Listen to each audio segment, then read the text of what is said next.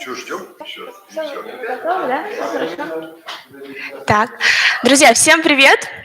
Сегодня у нас 9-е занятие в нашей медиа-школе Шеф-блогер. Мы уже с вами почти на финишной прямой. Сегодня к нам приехал наш спикер Айнур Зинатуллин. Он тренер по публичным выступлениям, продюсер и спикер по ораторскому искусству. Давайте его встретим. А в микрофон нужно говорить, да? Обязательно?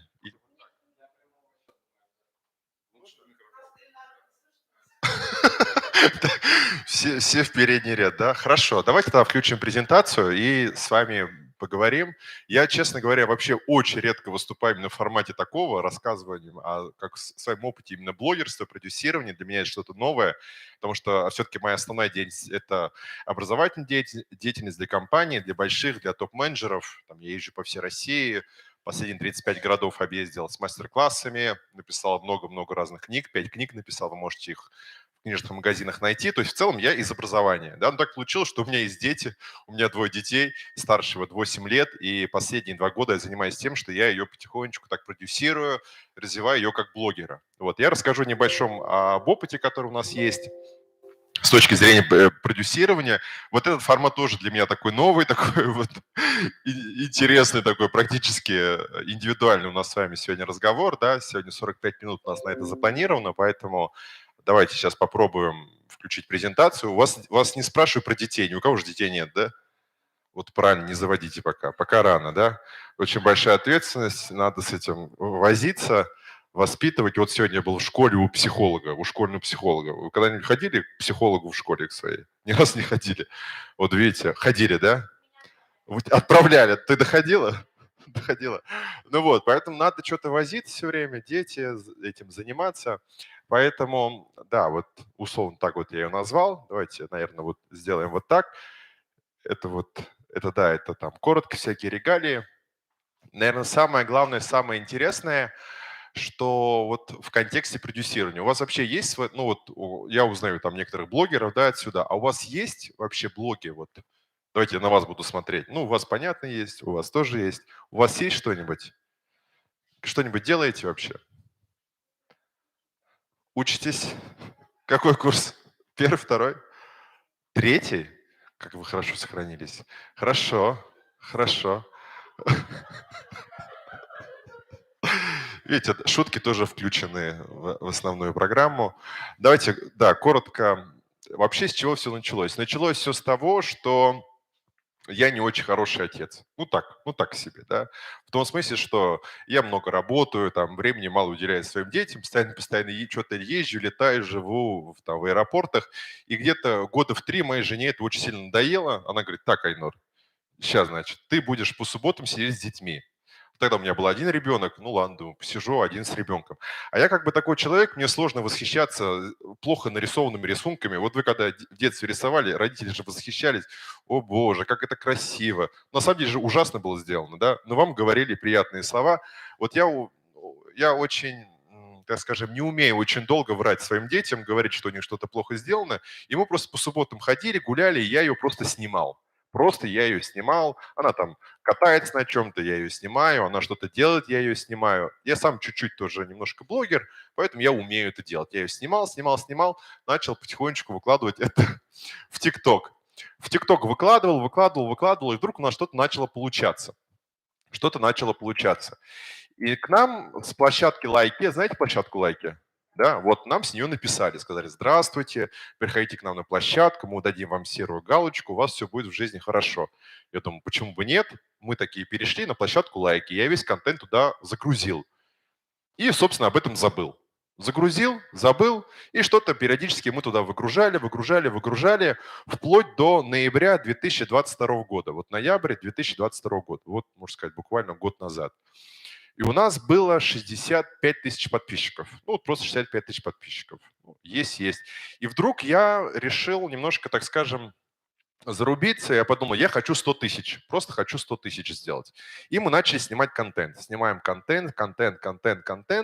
И мы за счет регулярности, вы же знаете, что очень важно быть регулярным, да, в блогах, что-то постоянно делать, что-то креативить. И я начал потихонечку это делать. И вот я обещал своей дочери на 100 тысяч сделать клип, написать ей песню. Я тогда не знал, что это так дорого.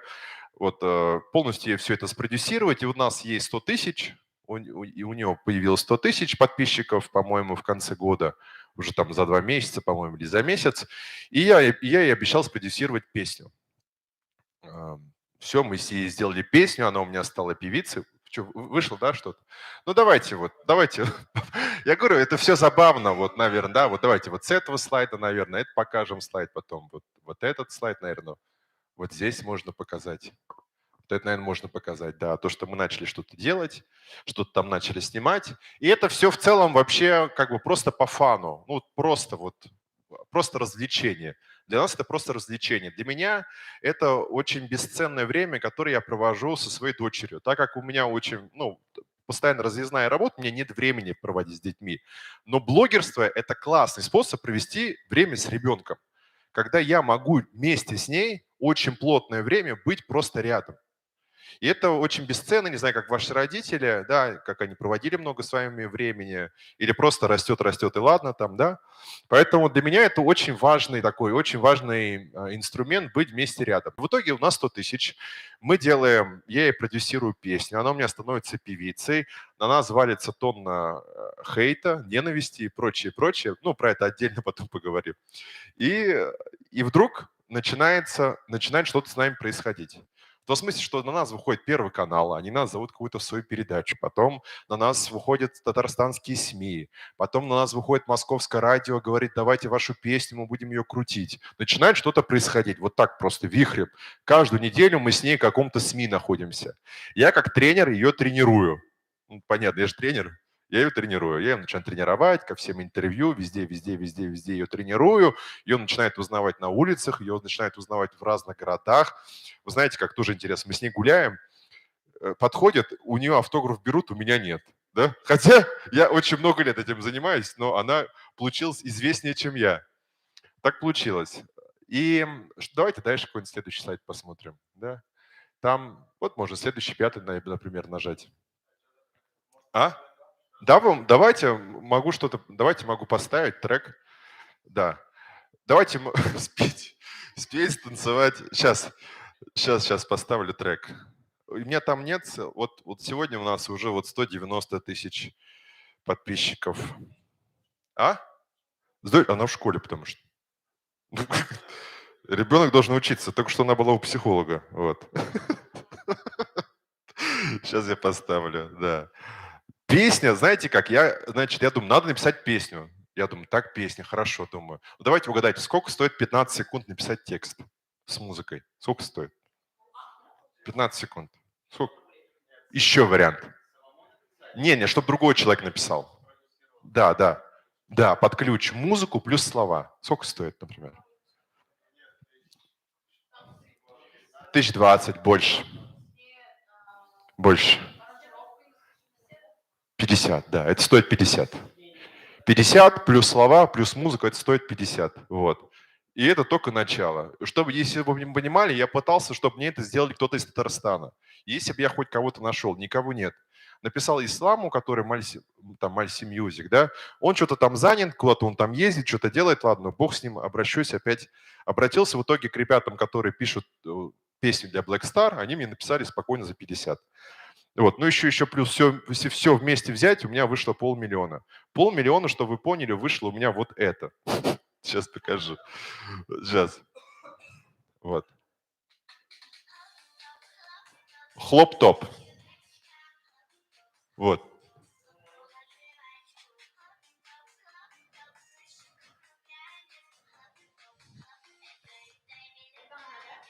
Да, это она, да. Вот. Когда я сказал, что это стоит 500 000, я помню, тоже какой-то студент сидел и говорит, я вам это за 15 сделаю. Я говорю, ну давай, сделай мне. Она хорошо на ухо ложится. Чтобы вы понимали, когда заказывал, я говорю: ребят, мне нужно что-то, чтобы отражает мою дочь, что-то такое глубокое, интересное. Они говорят: Айнур, хлоп-топ, хлоп-топ надо, что-то массовое такое, чтобы людям заедало в голову. В итоге в первый день мы выложили, у меня была стратегия, я грел аудиторию к этому клипу, по-моему, 21 день, разогревал там все вот это, все делал, всю стратегию выстраивал. В итоге у нас первый день вышло 500 000 просмотров вот этого клипа, сейчас что-то 800, что ли, тысяч. Вот. Ну вот, собственно, так получилось. Да, вообще, ну, то есть реально класс. Я получил огромное от этого удовольствие, от этого клипа. И потом получается, что вот это медиа, все это начало разворачиваться.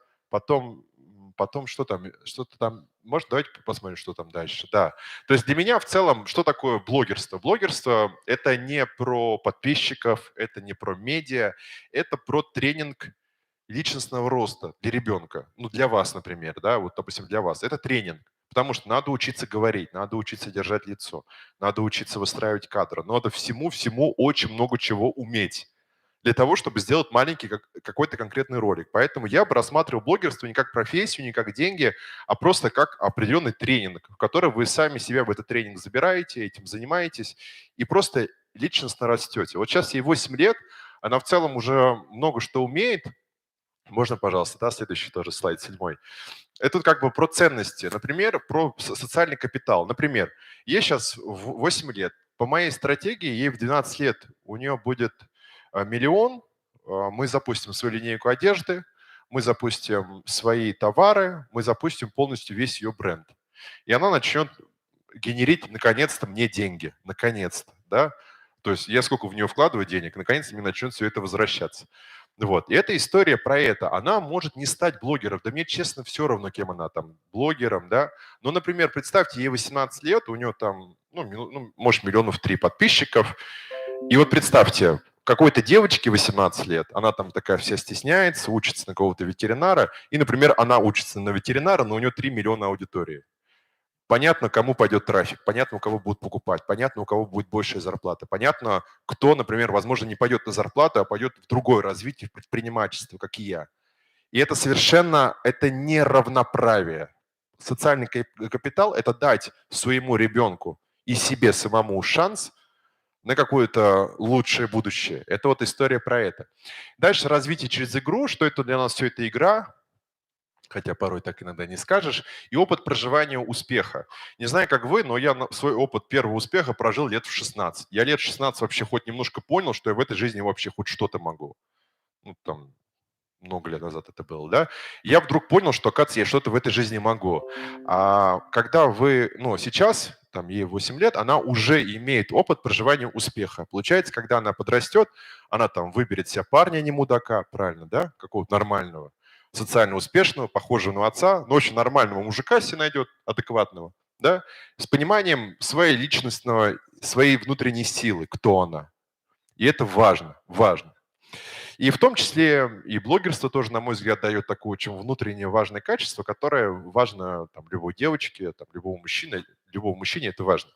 И тоже эта история про это. Наверное, какие выводы я хотел бы сделать? Давайте 8. Какие выводы я хотел бы сделать? Что какие у нас сейчас работают стратегии? Почему мы растем?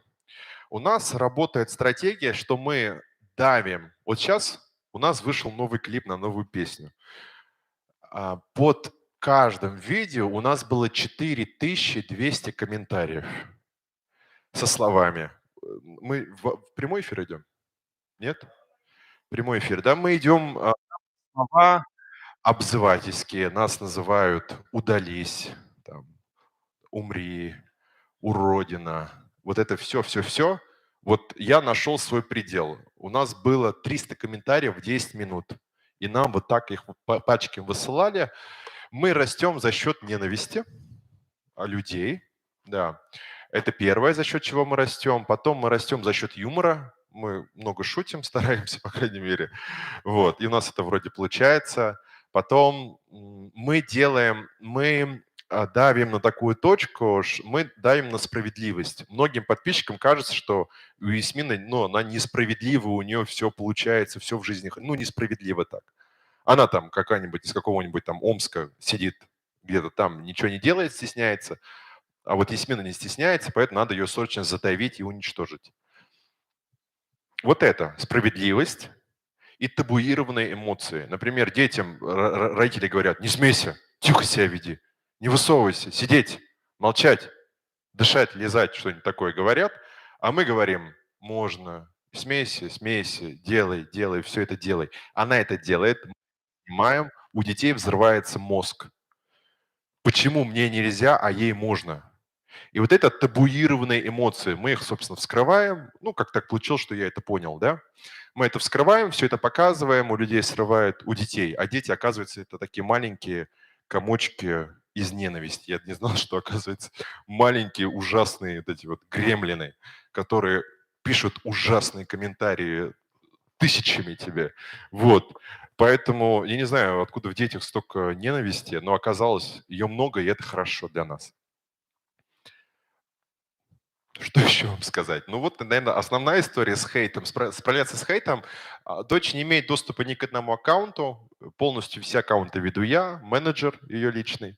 Полностью мы ведем. Она не знает, что происходит.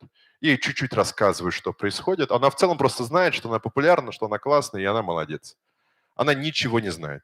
Она знает, я говорю: ну, козым, ну, люди немножко злые существа, я рассказываю. Ну, вы же знаете, человек, который пишет: сдохни, урод, в жизни говорит: можно я с тобой сфоткаюсь? Да, ну, то есть обычно же так происходит. Ну, поэтому, собственно, она ничего не понимает, что происходит. Вот, это важно. Потом регулярность выхода контента. У меня, не знаю, как у вас какая стратегия, я расскажу, то есть какая у меня стратегия. У меня есть стратегия съемочного дня. Я беру команду съемочную, беру, сейчас мы тестировали контент-интервью, и мы 2 дня снимаем контент по 6 часов. Мы снимаем контент по 6 часов, и мне команда выдает смонтированный материал на 3 месяца вперед или на 4 месяца вперед. И мы отдаю все это менеджеру, и менеджер все это выкладывает. Я на 4 месяца забываю о блоге, я сам ничего не выкладываю, вообще ничего сам не делаю. Вот я просто плачу деньги, и мне все это делают. Для меня это показалось самым удобным, потому что жить с мыслью, что у меня ничего-то не выходит, мне нужно срочно что-то выложить, оказалось очень плохой идеей. Я выбрал такую стратегию. Съемочный день. А? Мне все равно на тренды вообще. Вообще все равно. Да, просто мы делаем то, что мы делаем, и все. Вот у нас как бы все получается. Вот, и все. Вот съемочный день. Съемочный день, съемочный день. Нам все это команда монтирует, снимает, отправляет. Подумайте о формате съемочного дня. У нас 100% это работает. Ну и последнее. Взрослый человек рядом. Нам рассказали такую историю, где одна девочка выросла до 100 тысяч подписчиков в лайке. Потом пришли маленькие злые гремлины, написали ей тысячи комментариев ужасных, и она удалила свой аккаунт. Только из-за того, что какие-то девочки, мальчики из каких-то маленьких городов с низким уровнем достатка, да, что-то у ним там не понравилось. А девочка лишилась будущего из-за этого. Вот, поэтому очень важно, чтобы с вами были рядом люди, которые вас поддерживают. Возможно, этот проект КФ, там, медиалаборатория, да, и вот ребята тоже блогеры, являются теми людьми, которые вас могут поддержать на этом пути, потому что это важно. Это важно не остаться один на один со своей популярностью. Потому что популярность – это огромная ноша. И вот я для себя сформулировал такой тезис, что популярность – это способность выдерживать напряжение. Вот если ты не способен выдерживать напряжение, то у меня плохие новости. Да, а если ты способен выдерживать напряжение, то у тебя, скорее всего, все получится. Вот, это такая вводная часть закончена. Мы сейчас можем перейти к формату вопрос-ответ. Возможно, или что-то можем еще что-то порассказывать, поделать. Там я как тренер по публичному выступлению могу вам что-то рассказать, если это интересно. Можем с вами поработать. Вот, наверное, вводная часть закончена.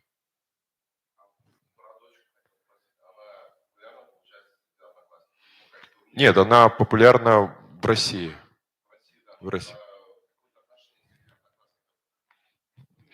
Конечно, поменялось, конечно, да, завистники. Как она справляется с этим? Как-то на удивление хорошо.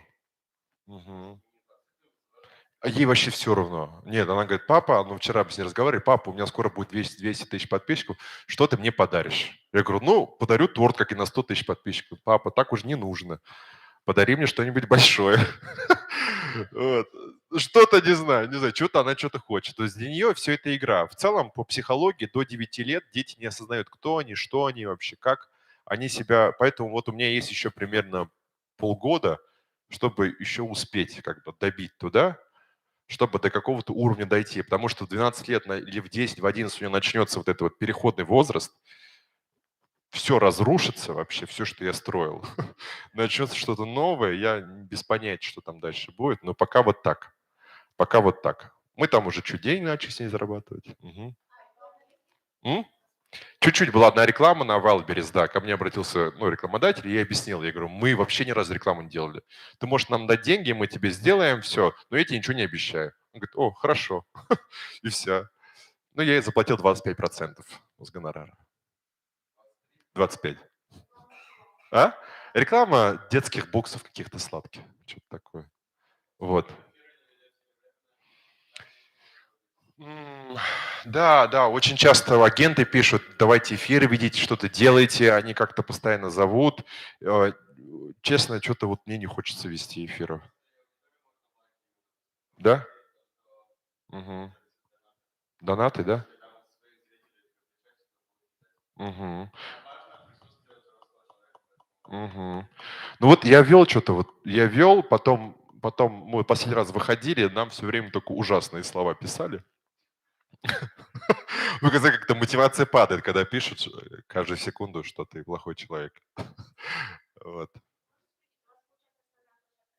Основная лайки, потом YouTube очень хорошо идет. YouTube у нее идет, она в 4 раза быстрее, чем я развиваюсь на YouTube. То есть у нее очень хорошо идет YouTube.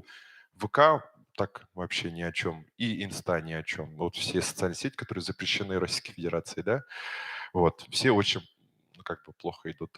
YouTube хорошо и лайки хорошо, очень хорошо. Да, YouTube Shorts. Прям. И у меня Shorts тоже хорошо идут, но у нее лучше. А? Менеджер, она отвечает на комментарии, она выкладывает весь контент.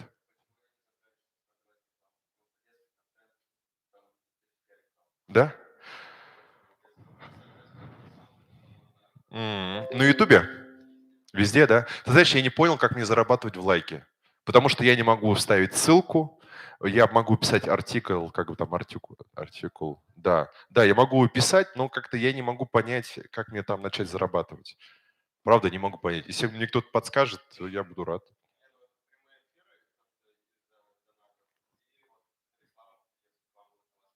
Мгм. А, то есть надо самому выходить, да? Мгм. Мгм. Мгм. Мгм. Слушай, это хорошая идея, да. То есть хорошая идея поставить задачу менеджеру, чтобы она была проактивной. Да, хорошо. Это хорошая идея. Да, классная идея. Ну, начну возвращать хотя бы. Да, да. Мгм. Ну, это звезда, да. Мгм. Мгм. Мгм. Вот я хотел начать делать деньги на детях, когда хотел запустить свое продюсерское агентство для блогеров детей. Там, ну, родителей, у которых есть деньги, есть амбиции, как начать все это делать. Было 2 интервью с клиентами, с потенциальными, и что-то потом у меня самого внутри заглохло, чем-то другим я заинтересовался и перестал это делать. Но это, мне кажется, перспективная история очень. Мгм. Мгм. Может, какую-то школу блогеров сделать, я не знаю, для детей. Может быть, такая какая-то история. Но дети — это хорошая история, да. Мгм. Хорошо. Ну,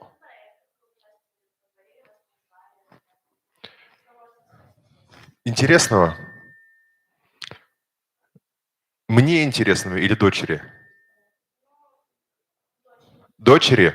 Слушай, ну и все интересно. Ей интересно съездить там на съемку на Первый канал, туда, перелеты, то есть ее зовут, ее там снимают, ее как бы столько ей внимания, на радио ей внимание, там на телевидении.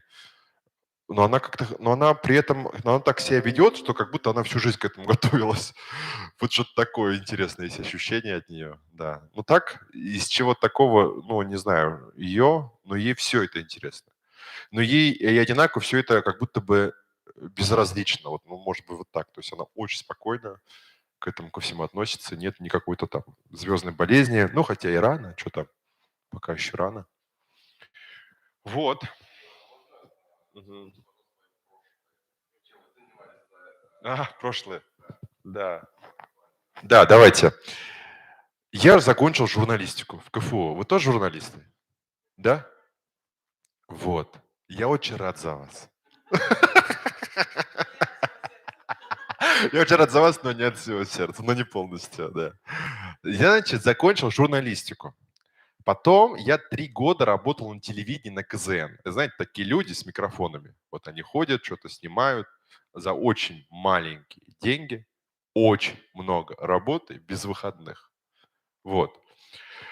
А, Так получилось, что я очень сильно хотел. Первые 9 месяцев мне не платили зарплату вообще, а через 9 месяцев мне начали платить зарплату 5000 рублей. 5. 9 месяцев мне не платили, мне говорили, уходи, у тебя нет способностей, у тебя глубоко посажены глаза, и тебе надо идти на стройку, вали отсюда. Была такая ситуация, где я садился писать текст, вот так сижу, пишу текст, ко мне поворачивается коллега такая, тебя уволят совсем скоро. И продолжает работать. Ну, то есть очень милый коллектив, небольшие отсутствие денег, отсутствие перспектив и отсутствие всего. И хороших взаимоотношений с коллегами. Вот. Через 9, через 9 месяцев. Знакомая ситуация, да? Нервный смешок слышу. Значит, через 9 месяцев меня взяли в штат за 5000 рублей. Потом, получается, я как-то очень сильно, видимо, хотел доказать, что у меня что-то в этой жизни должно получиться. Потом я работал журналистом, потом начал делать программы на итоговые какие-то в субботу, воскресенье. Потом мне дали одну программу в управление, потом мне дали вторую программу, потом я начал вести 3 программы одновременно. Это готовый продукт, до 20-минутный, раз в неделю должен выходить. Закончила тем, что я выиграл высшую телевизионную премию ТЭФИ. Вот это, ну, высшая, как бы, не знаю, премия, которая есть. Вот я ее выиграл и выгорел полностью. Меня тошнило каждый день от мысли, что мне нужно идти на работу. Каждый день я шел, ненавидел всех. Вот. Ровно в этот момент я уволился. Слишком много правды. Нет? Ну вот, собственно. А? А потом я пошел работать менеджером по продажам, чтобы заработать денег.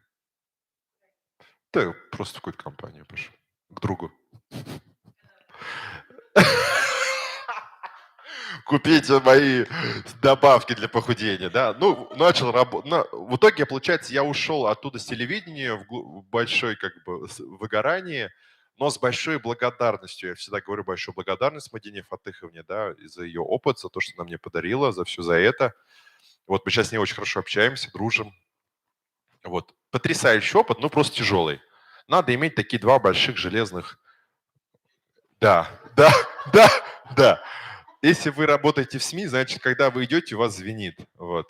Иначе, потому что вот другие здесь не выживут, других сожретесь и утопите в яде. Вот. Поэтому что еще? Как вы, девочки, уже заряжены? На будущее. Готовы уже? Готовы биться? Первому игроку приготовиться? Да?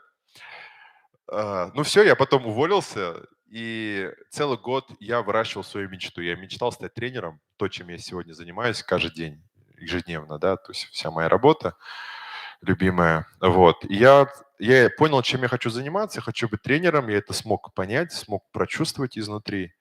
И каждый день в течение года с 9 утра до 6 часов вечера я был менеджером по продажам, а с 6 вечера до 10 вечера я был тренером. Я был человеком, который приходил и говорил, можно я вас проведу мастер-класс? Иди отсюда. Можно, пожалуйста, проведу вас мастер-класс? Вали отсюда. Можно, пожалуйста, я проведу его просто за грамоту? Буду бесплатно на вас работать. Ну ладно, работай на нас бесплатно. Вот целый год я был вот этим человеком. Через год я заработал в месяц сумму, равную моей зарплате, и уволился сразу же. Вот и последние 9 лет я занимаюсь тренерством, чему очень рад.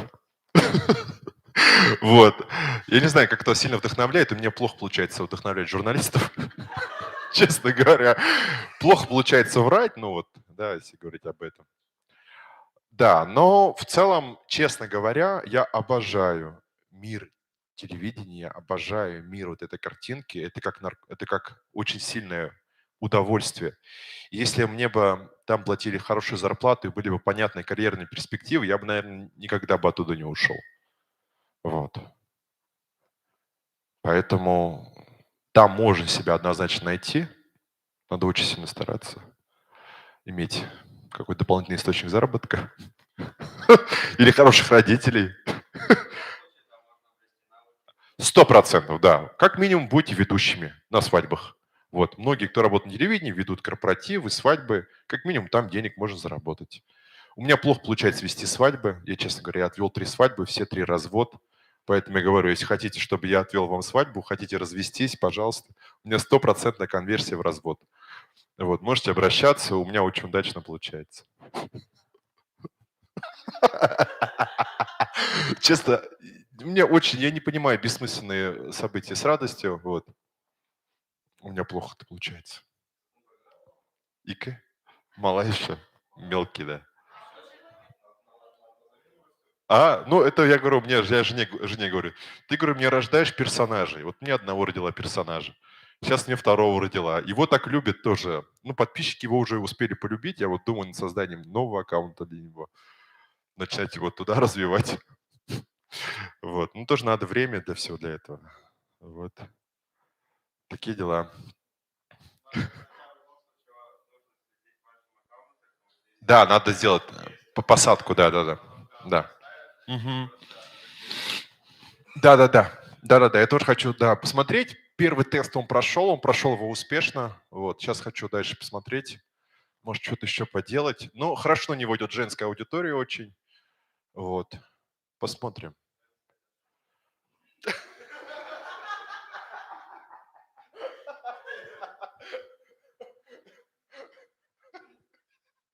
Молодые женщины, двигайте тела. Да.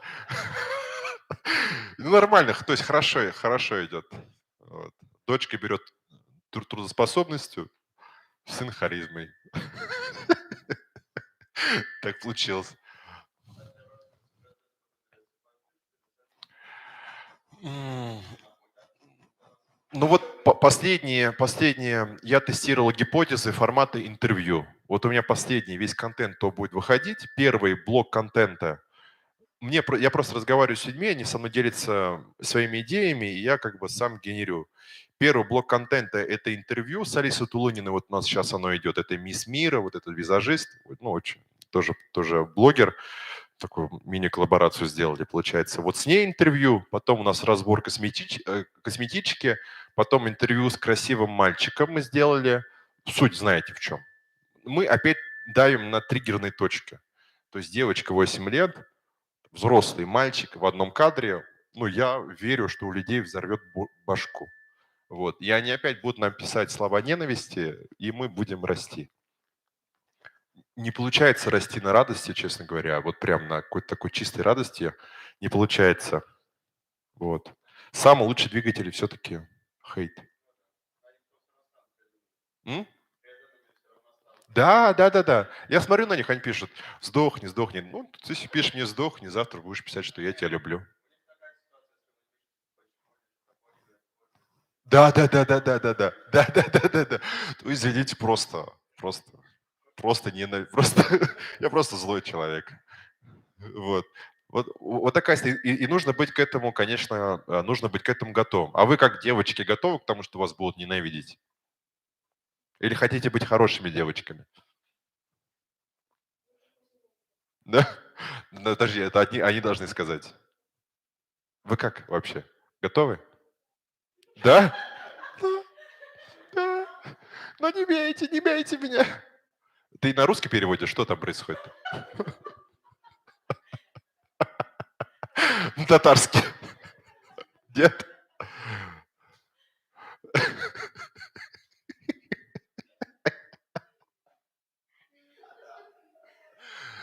Ну, давайте пообщаемся. Я там маленькие подарочки принес. Я же должен вам их подарить как-то. Вы же должны как-то это пообщаться, что-нибудь порассказывать. Есть. Айнур Зинатуллин. А ты Зинатуллина? Две Н, две Л? Две Н? Видишь, как много общего у нас с тобой. Расскажи, что ты делаешь? Зачем ты здесь сидишь, тратишь свое время? Да? Что пришла-то? Просто движок. Мне нужна мотивация, дай мне энергию. Что интересно-то? Ну ты ведешь блог. И что там, сколько подписчиков? Ну нормально. А что ты там, что выкладываешь, чем ты полезна этому миру? Бабушек? Что у тебя? Пропаганда этого?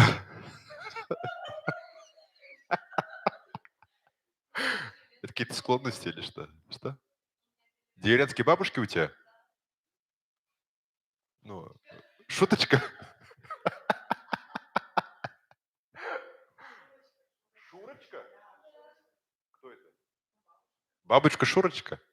А, Шура, понял. Ну хорошо, ладно. А вот рядом с тобой девушка сидит, молчит, улыбается только. Ты что делаешь? Говори. Ну говори. Я тебе в глаза смотрю. Посмотри мне. Расскажи, что делаешь? Что? Опять перевод. Что там? А? Тоже блог? О чем? О деревне? Классно получается у тебя. Здорово. Здорово. Ну, тебе самой нравится? Провальное интервью, конечно. Сколько подписчиков у тебя? 500? Ну а что там? Контента же много там.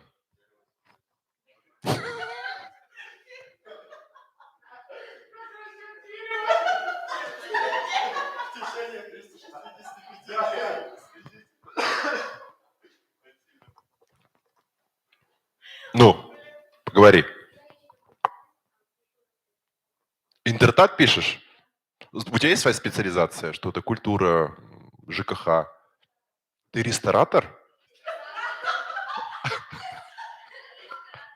Эстрада? Классно. Классно. Кто из артистов нормальный человек? Расскажи нам. Кто из артистов адекватный? Ты долго думаешь. Кто адекватен из татарской эстрады? Все? Я тебе не верю.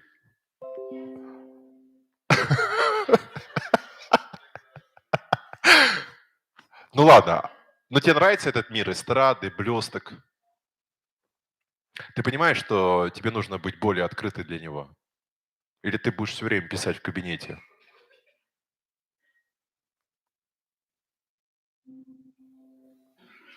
Начался тренинг просто личностного развития. А? Нерсе? Прощак? Что-то вы там опять общаетесь между собой. Что ты ей говоришь? Погромче скажи просто. Вперед, подожди. Спасибо большое, ты поддерживаешь шутку. Надо, надо.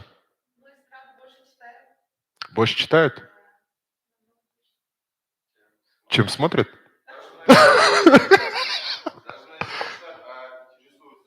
Интересуется.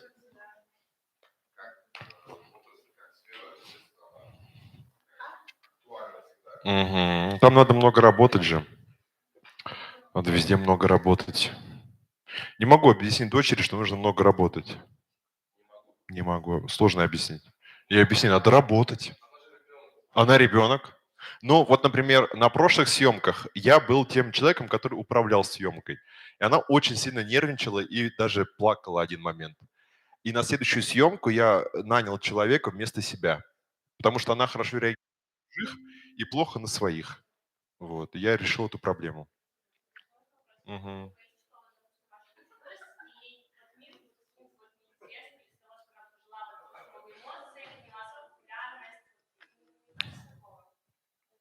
Все может быть. Все может быть. Я не узнаю этого. Я не узнаю этого, пока мы это не сделаем.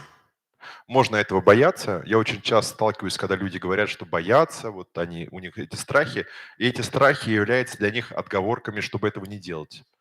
Вот. И я недавно сам столкнулся с таким убеждением внутри себя, что мне, допустим, страшно идти в какие-то массовые продукты, идти на большую массу людей, потому что мне страшно остаться без личного пространства. Я испытываю очень большой стресс от того, что когда я ем, ко мне подходит, начинает со мной говорить. Я ем, иди отсюда. Я хочу остаться один. И я испытываю огромный стресс от того, что вот это идет внимание какое-то, да, которое я не хотел бы сейчас, допустим, получать. Вот. И я очень сильно боялся остаться без этого личного пространства. М, И я буквально на днях все-таки я с собой договорился, что ну давай уж, когда уж дойдем до супер-мега популярности, дорогих отелей, личных водителей, мы уж как-то с тобой договоримся, что уж как-нибудь ты переживешь отсутствие личного пространства. Вот потому что недавно тоже я увидел у Татьяны Мужицкой, знаете такого человека? Она психолог очень интересный, известный. И вот она вела эфир на каком-то 21 этаже отеля. И вот она говорит, что она боится спускаться вниз на пляж, потому что ей там не дают загорать. Она не ходит в общие отели, вот эти турецкие, там, где все люди едят, потому что ей там не дают есть. И она, говорит, выходит в 6 утра, чтобы позагорать, а кушает она на верхнем этаже отеля, там, где платно, чтобы иметь возможность просто побыть одному. Вот. И вот она это объясняет, а люди не понимают этого. Вот. Такие дела. Это, наверное, мой самый большой страх. Вот остаться без личного пространства, без возможности, не знаю, просто побыть собой. Вот такие дела. Уходишь, да? Все? Ну давай, успехов тебе. Давай. Вот. Да. Расскажи, что у тебя? Мгм. Да. Мгм.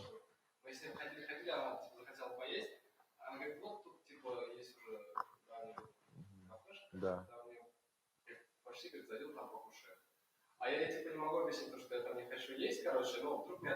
Да. Да. Мгм. Да. Мгм. Мгм. Да, да, да. Мгм.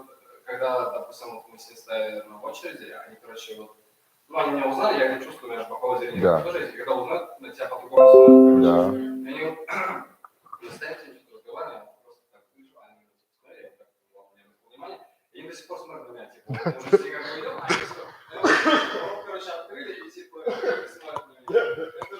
Это ужасно.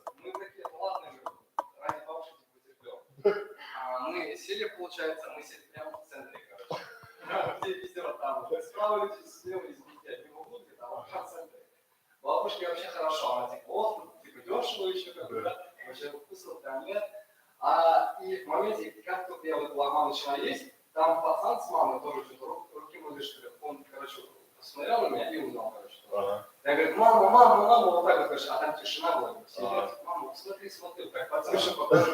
А ты как бы- А ты, вы видели людей, которые красиво едят? Их не найти.